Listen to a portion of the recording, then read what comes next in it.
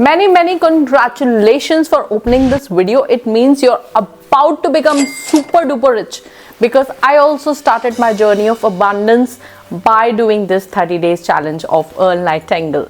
So go ahead, my best manifestation vibes with you, and please baat maan lo, do the challenge for full 30 days. I'd like to tell you about the strangest secret in the world.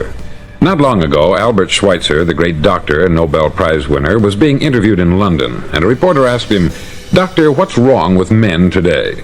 The great doctor was silent a moment, and then he said, "Men simply don't think." And it's about this that I want to talk with you. We live today in a golden age. This is an era that man has looked forward, dreamed of, and worked toward for thousands of years. But since it's here, we pretty well take it for granted. We in America are particularly fortunate to live in the richest land that ever existed on the face of the earth, a land of abundant opportunity for everyone. But do you know what happens? Let's take 100 men who start even at the age of 25. Do you have any idea what will happen to those men by the time they're 65? These 100 men who all start even at the age of 25 believe they're going to be successful. If you asked any one of these men if he wanted to be a success, he'd tell you that he did. And you'd notice that he was eager toward life, that there was a certain sparkle to his eye, an erectness to his carriage, and life seemed like a pretty interesting adventure to him. But by the time they're 65, 1 will be rich, 4 will be financially independent, 5 will still be working, 54 will be broke. Now think a moment. Out of the 100, only 5 make the grade. Why do so many fail? What has happened to the sparkle that was there when they were 25? What's become of the dreams, the hopes, the plans? And why is there such a large disparity between what these men intended to do and what they actually accomplished? When we say about 5% achieve success, we have to define success. And here's the definition. Success is the progressive realization of a worthy ideal. If a man is working toward a predetermined goal and knows where he's going, that man is a success. If he's not doing that, he's a failure. Success is the progressive realization of a worthy ideal. Rollo May, the distinguished psychiatrist, wrote a wonderful book called Man's Search for Himself. And in this book he says, the opposite of courage in our society is not cowardice, it is conformity. And there you have the trouble today. It's conformity. People acting like everyone else, without knowing why, without knowing where they're going. Now think of it. In America right now, there are over 14 million people 65 years of age and over, and about 13 million of these 14 million are broke. They're dependent on someone else for life's necessities. Now we learn to read by the time we're 7. We learn to make a living by the time we're 25. Usually by that time we're not only making a living, we're supporting a family. And yet, by the time we're 65, we haven't learned how to become financially independent in the richest land that has ever been known. Why? We conform. And the trouble is that we're acting like the wrong percentage group, the 95% who don't succeed. Now, why do these people conform? Well, they don't know, really. These people believe that their lives are shaped by circumstances, by things that happen to them, by exterior forces. They're outer-directed people. A survey was made one time that covered a lot of men, working men, and these men were asked this question: why do you work? Why do you get up in the morning? 19 out of 20 had no idea. If you ask them, they'll say, everyone goes to work in the morning. And that's the reason they do it, because everyone else is doing it. Now let's get back to our definition of success. Who succeeds? The only man who succeeds is the man who is progressively realizing a worthy ideal. He's the man who says, I'm going to become this, and then begins to work toward that goal. I'll tell you who the successful people are. A success is the school teacher who's teaching school because that's what she wanted to do. The success is the woman who's a wife and mother because she wanted to become a wife and mother and is doing a good job of it. The success is the man who runs the corner gas station because that's what he wanted to do. The success is the successful salesman who wants to become a top-notch salesman and grow and build with his organization.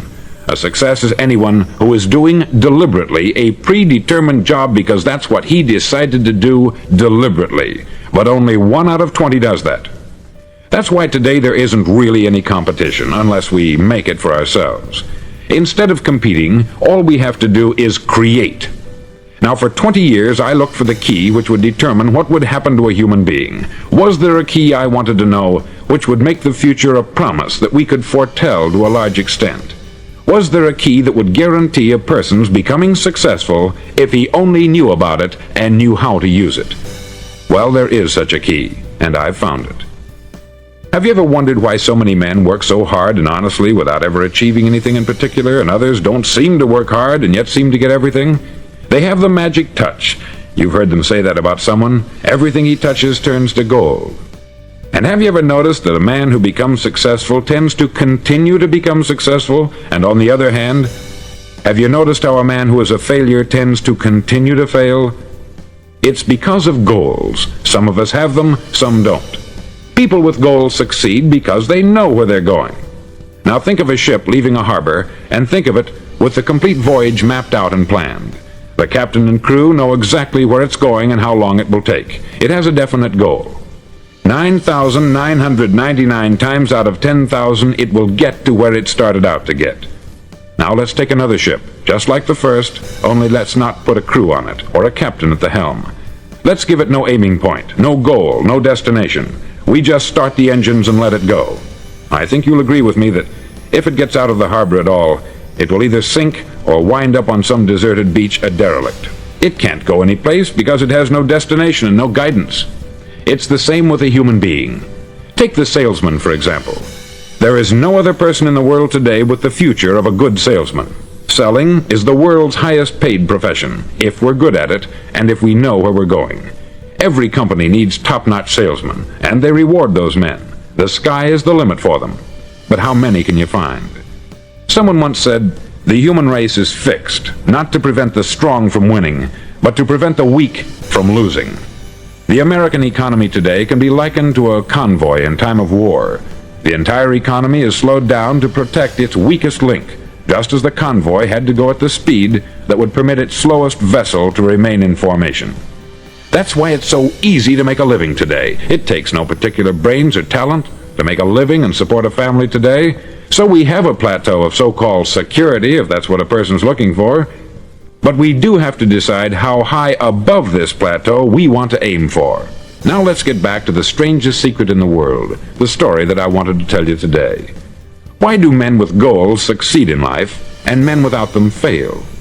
Well, let me tell you something which, if you really understand it, will alter your life immediately. If you understand completely what I'm going to tell you from this moment on, your life will never be the same again. You'll suddenly find that good luck just seems to be attracted to you. The things you want just seem to fall in line. And from now on, you won't have the problems, the worries, the gnawing lump of anxiety that perhaps you've experienced before. Doubt, fear, well, they'll be things of the past. Here's the key to success, and the key to failure. We become what we think about. Now let me say that again. We become what we think about. Throughout all history, the great wise men and teachers, philosophers and prophets have disagreed with one another on many different things. It is only on this one point that they are in complete and unanimous agreement. Listen to what Marcus Aurelius, the great Roman emperor, said. He said, "A man's life is what his thoughts make of it." Disraeli said this, "Everything comes if a man will only wait. I have brought myself by long meditation to the conviction that a human being with a settled purpose must accomplish it, and that nothing can resist a will that will stake even existence for its fulfillment." Ralph Waldo Emerson said this, "A man is what he thinks about all day long." William James said, "The greatest discovery of my generation is that human beings can alter their lives by altering their attitudes of mind." And he also said, "We need only in cold blood act as if the thing in question were real, and it will become infallibly real by growing into such a connection with our life that it will become real. It will become so knit with habit and emotion that our interest in it will be those which characterize belief." He also said this, "If you only care enough for a result, you will almost certainly attain it. If you wish to be rich, you will be rich. If you wish to be learned, you will be learned. If you wish to be good, you will be good. Only you must then really wish these things, and wish them exclusively, and not wish at the same time 100 other incompatible things just as strongly. In the Bible you read, in Mark 9:23, "If thou canst believe, all things are possible to him that believeth." Dr. Norman Vincent Peale said this, "This is one of the greatest laws in the universe. Fervently do I wish I had discovered it as a very young man. It dawned upon me much later in life, and I've found it to be one of the greatest, if not my greatest discovery outside of my relationship to God. And the great law, briefly and simply stated, is that if you think in negative terms, you'll get negative results. If you think in positive terms, you will achieve positive results. That is the simple fact which is at the basis of an astonishing law of prosperity and success. In 3 words, believe and succeed." William Shakespeare put it this way, "Our doubts are traitors, and make us lose the good we oft might win by fearing to attempt." George Bernard Shaw said, "People are always blaming their circumstances for what they are. I don't believe in circumstances. The people who get on in this world are the people who get up and look for the circumstances they want, and if they can't find them, make them." Well, it's pretty apparent, isn't it? And every person who discovered this for a while believed that he was the first one to work it out. We become what we think about. Now it stands to reason that a person who's thinking about a concrete and worthwhile goal is going to reach it, because that's what he's thinking about. And we become what we think about.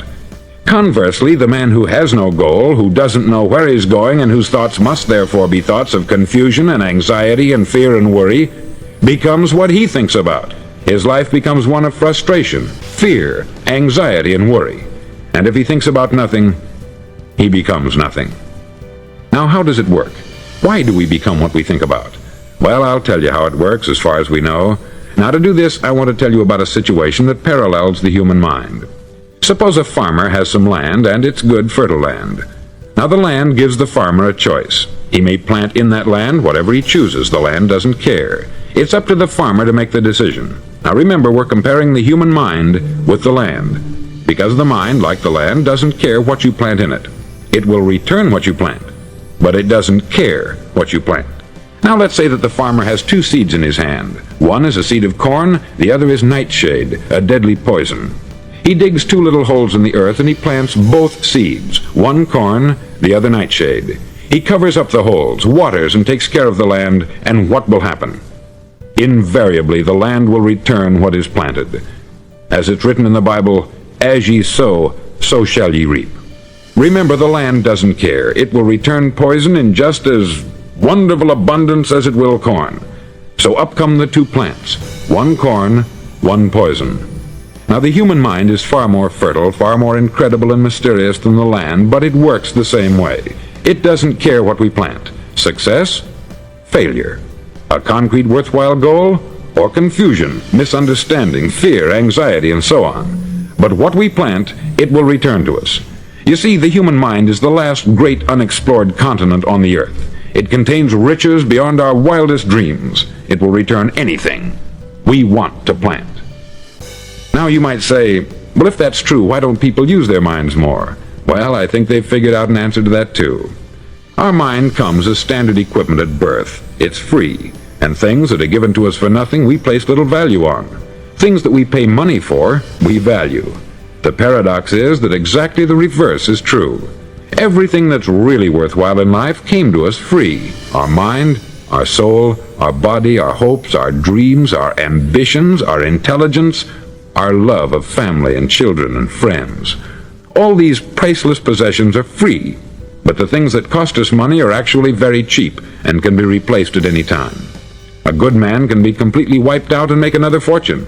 He can do that several times. Even if our home burns down, we can rebuild it, but the things we got for nothing, we can never replace. The human mind isn't used merely because we take it for granted. Familiarity breeds contempt. It can do any kind of job we assign to it, but generally speaking, we use it for little jobs instead of big important ones. Universities have proved that most of us are operating on about 10% of our abilities. Decide now, what is it you want? Plant your goal in your mind. It's the most important decision you'll ever make in your entire life. Do you want to be an outstanding salesman, a better worker at your particular job? Do you want to go places in your company, in your community? All you've got to do is plant that seed in your mind. Care for it. Work steadily toward your goal, and it will become a reality. It not only will, there's no way that it cannot. You see, that is a law, like the laws of Sir Isaac Newton, the laws of gravity. If you get on top of a building and jump off, you'll always go down. You'll never go up. And it's the same with all the other laws of nature. They always work. They're inflexible. Think about your goal in a relaxed, positive way. Picture yourself in your mind's eye as having already achieved this goal. See yourself doing the things you will be doing when you've reached your goal. Ours has been called the phenobarbital age, the age of ulcers and nervous breakdowns. At a time when medical research has raised us to a new plateau of good health and longevity, far too many of us worry ourselves into an early grave trying to cope with things in our own little personal ways, without learning a few great laws that will take care of everything for us. These things we bring on ourselves through our habitual way of thinking. Every one of us is the sum total of his own thoughts. He is where he is because that is exactly where he really wants to be, whether he'll admit that or not. Each of us must live off the fruit of his thoughts in the future, because what you think today and tomorrow, next month and next year, will mold your life and determine your future. You're guided by your mind. I remember one time I was driving through Arizona and I saw one of those giant earth-moving machines roaring along the road at about 35 miles an hour with what looked like 20 tons of dirt in it, a tremendous, incredible machine, and there was a little man perched way up on top with the wheel in his hands guiding it. And as I drove along, I was struck by the similarity of that machine to the human mind. Just suppose you're sitting at the controls of such a vast source of energy. Are you going to sit back and fold your arms and let it run itself into a ditch? Or are you going to keep both hands firmly on the wheel and control and direct this power to a specific, worthwhile purpose? It's up to you. You're in the driver's seat. You see, the very law that gives us success is a two-edged sword. We must control our thinking. The same rule that can lead a man to a life of success, wealth, happiness, and all the things he's ever dreamed of for himself and his family, that very same law can lead him into the gutter. It's all in how he uses it, for good or for bad. This is the strangest secret in the world. Now, why do I say it's strange, and why do I call it a secret? Actually, it isn't a secret at all. It was first promulgated by some of the earliest wise men, and it appears again and again throughout the Bible. But very few people have learned it, understand it. That's why it's strange, and why, for some equally strange reason, it virtually remains a secret. I believe that you could go out and walk down the main street of your town and ask one man after another what the secret of success is, and you probably wouldn't run into one man in a month who could tell you. Now, this information is enormously valuable to us if we really understand it and apply it. It's valuable to us not only for our own lives, but the lives of those around us, our family, employees, associates, and friends. Life should be an exciting adventure. It should never be a bore. A man should live fully, be alive. He should be glad to get out of bed in the morning. He should be doing a job he likes to do because he does it well. One time I heard Grove Patterson make a speech, the editor-in-chief of the Toledo Daily Blade, and as he concluded his speech, he said something that I've never forgotten. He said something like this: "My years in the newspaper business have convinced me of several things, among them that people are basically good, and that we came from someplace, and we're going someplace. So we should make our time here an exciting adventure. The architect of the universe didn't build a stairway leading nowhere. And the greatest teacher of all, the carpenter from the plains of Galilee, gave us the secret time and time again. As ye believe, so shall it be done unto you." I've explained the strangest secret in the world and how it works. Now I want to explain how you can prove to yourself the enormous returns possible in your own life by putting this secret to a practical test. I want you to make a test that will last 30 days. Now, it isn't going to be easy. If you'll give it a good try, it will completely change your life for the better. Back in the 17th century, Sir Isaac Newton, the English mathematician and natural philosopher, gave us some natural laws of physics which apply as much to human beings as they do to the movement of bodies in the universe. Now, one of these laws is that for every action, there is an equal and opposite reaction. Simply stated, as it applies to you and me, it means we can achieve nothing without paying the price. The results of your 30-day experiment will be in direct proportion to the effort you put forth. To be a doctor, you must pay the price of long years of difficult study. To be successful in selling, and remember that each of us succeeds to the extent of his ability to sell, selling our families on our ideas, selling education in schools, selling our children on the advantages of living the good and honest life, selling our associates and employees on the importance of being exceptional people, to, of course, the profession of selling itself. But to be successful in selling our way to the good life, we must be willing to pay the price. Now, what is that price? Well, it's many things. First, it's understanding emotionally, as well as intellectually, that we literally become what we think about, that we must control our thoughts if we're to control our lives. It's understanding fully that, as ye sow, so shall ye reap. Secondly, it's cutting away all the fetters from the mind and permitting it to soar as it was divinely designed to do. It's the realization that your limitations are self-imposed, and that the opportunities for you today are enormous beyond belief. It's rising above narrow-minded pettiness and prejudice.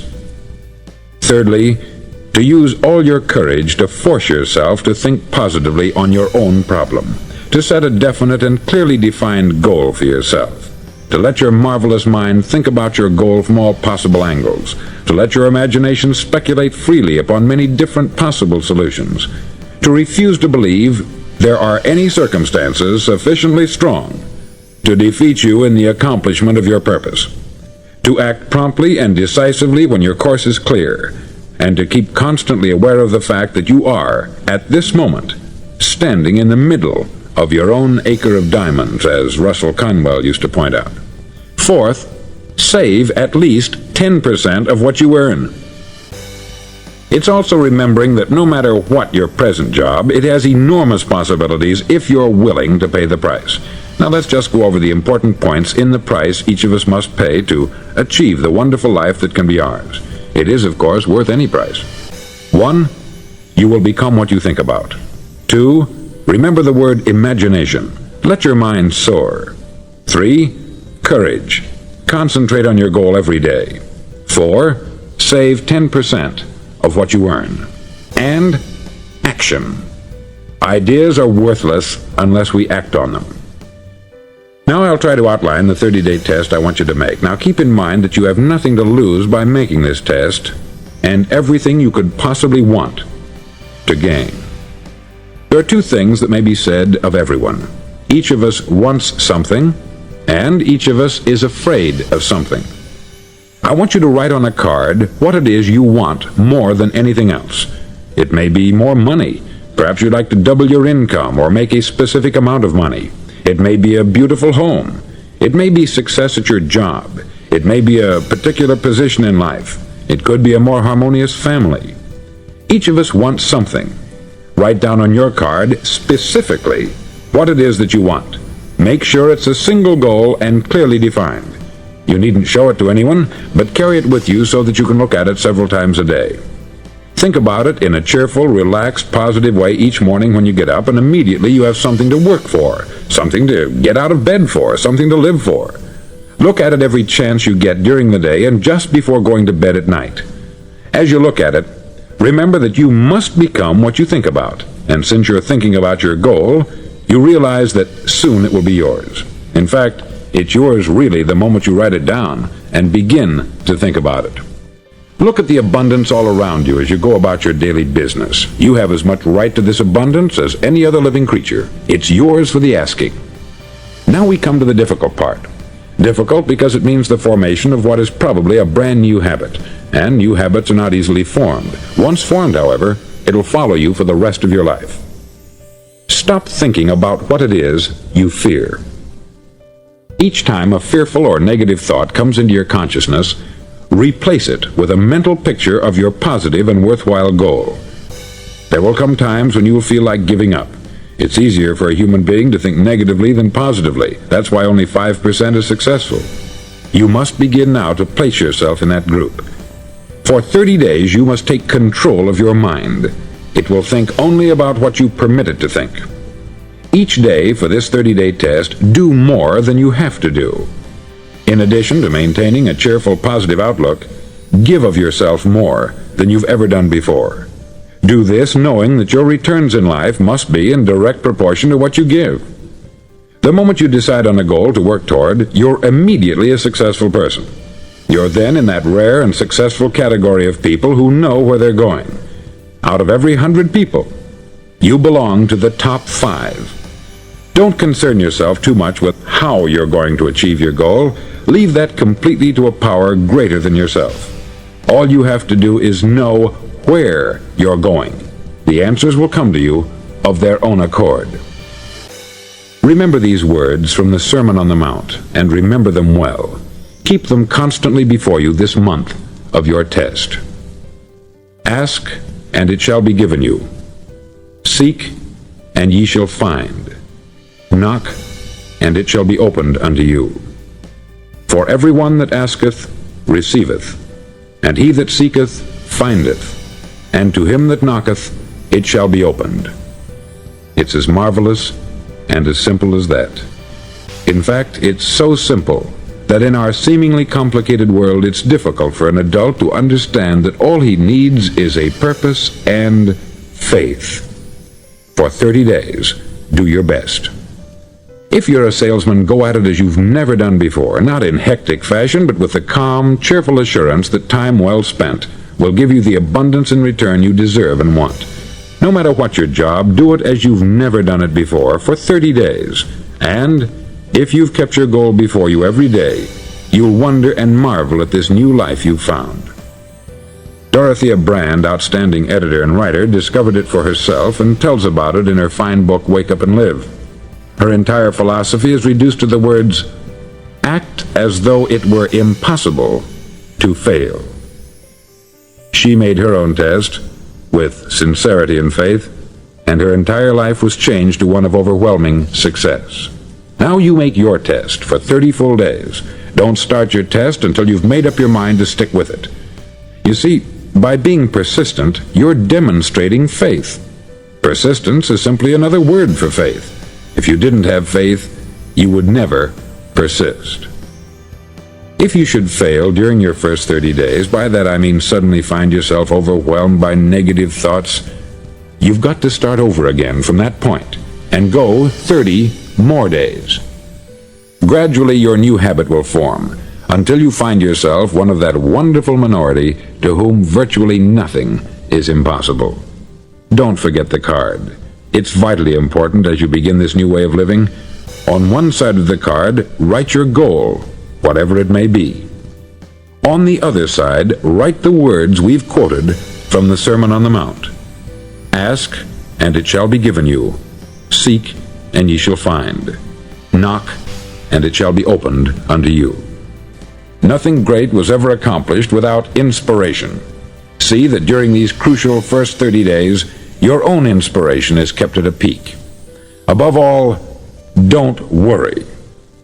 Worry brings fear, and fear is crippling. The only thing that can cause you to worry during your test is trying to do it all yourself. Know that all you have to do is hold your goal before you. Everything else will take care of itself. Remember also to keep calm and cheerful. Don't let petty things annoy you and get you off course. Now, since making this test is difficult, some may say, well, why should I bother? Well, look at the alternative. No one wants to be a failure. No one really wants to be a mediocre individual. No one wants a life constantly filled with worry, fear, and frustration. Therefore, remember that you must reap that which you sow. If you sow negative thoughts, your life will be filled with negative things. If you sow positive thoughts, your life will be cheerful, successful, and positive. Now, gradually, you will have a tendency to forget what you've heard on this record. Play it often.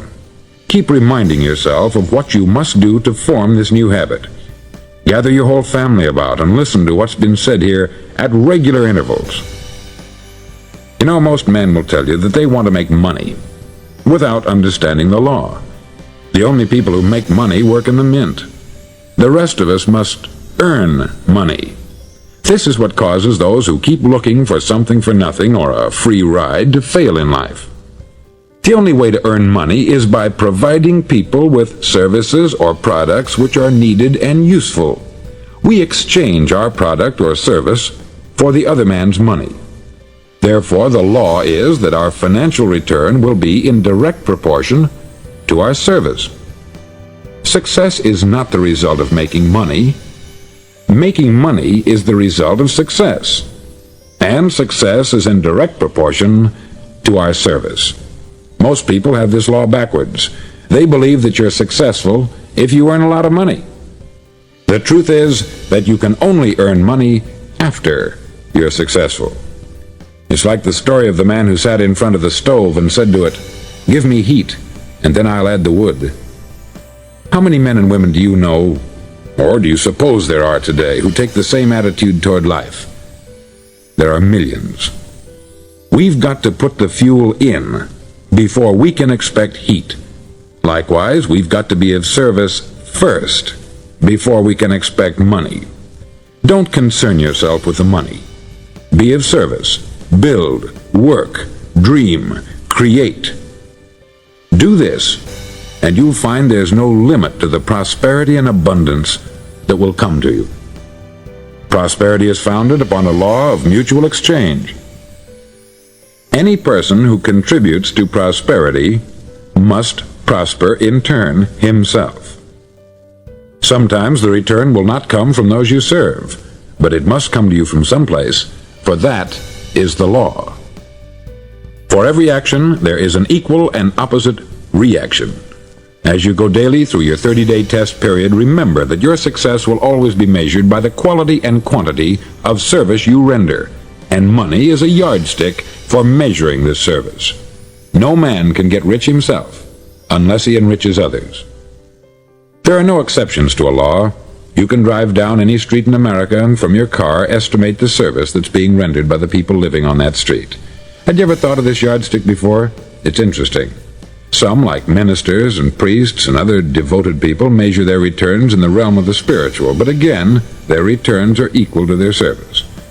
Once this law is fully understood, any thinking person can tell his own fortune. If he wants more, he must be of more service to those from whom he receives his return. If he wants less, he has only to reduce this service. This is the price you must pay for what you want. If you believe you can enrich yourself by deluding others, you can only end by deluding yourself. It may take some time, but just as surely as you breathe, you'll get back what you put out. Don't ever make the mistake of thinking you can avert this. It's impossible. The prisons and the streets where the lonely walk are filled with people who tried to make new laws just for themselves. We may avoid the laws of man, but there are greater laws that cannot be broken. An outstanding medical doctor recently pointed out 6 steps that will help you realize success. 1. Set yourself a definite goal. 2. Quit running yourself down. 3. Stop thinking of all the reasons why you cannot be successful, and instead think of all the reasons why you can. 4. Trace your attitudes back through your childhood and try to discover where you first got the idea you couldn't be a success, if that's the way you've been thinking. 5. Change the image you have of yourself by writing out a description of the person you would like to be. And 6. Act the part of the successful person you have decided to become. The doctor who wrote those words is a noted West Coast psychiatrist, David Harold Fink, M.D. Do what all experts since the dawn of recorded history have told you you must do. Pay the price by becoming the person you want to become. It's not nearly as difficult as living unsuccessfully. Make your 30-day test. Then repeat it. Then repeat it again.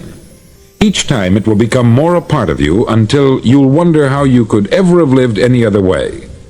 Live this new way, and the floodgates of abundance will open and pour over you more riches than you may have dreamed existed.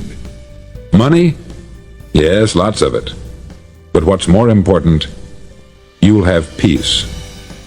You'll be in that wonderful minority who lead calm, cheerful, successful lives. Start today. You have nothing to lose, but you have a life to win.